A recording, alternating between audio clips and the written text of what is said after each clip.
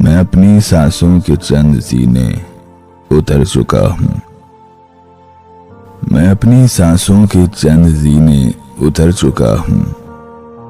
जो मेरी सांसों के चंद जीने बचे हुए हैं उतर रहा हूं। है फर्क लेकिन अजब सा इन दोनों मरहलों में। जो ताजा दम था तो दौड़कर मैं कदम कदम से मिला रहा था।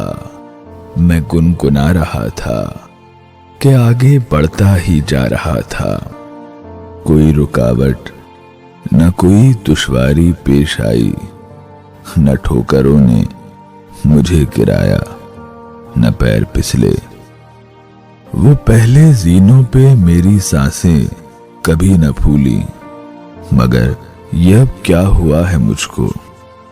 मैं अपनी सांसों के जीने कैसे उतर रहा हूं। संभल संभल कर कभी किसी का सहारा लेकर है मेरी रफ्तार थोड़ी धीमी, कि अब के जीनों पे मेरी सांसों की रोशनी भी जरा सी कम है धुंधले धुंधले तमाम मंजर कि मेरी सांसों की आंख नम है। मैं लड़खड़ाता हूं चलते चलते कि जैसे कश्ती कोई भंवर में, कटी हो जैसे पतंग कोई, चिराग जैसे कोई हवा में।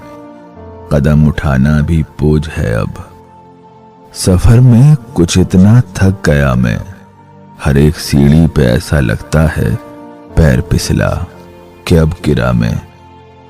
जो मेरी सांसों के चंद जीने बचे हुए हैं उतर रहा हूं।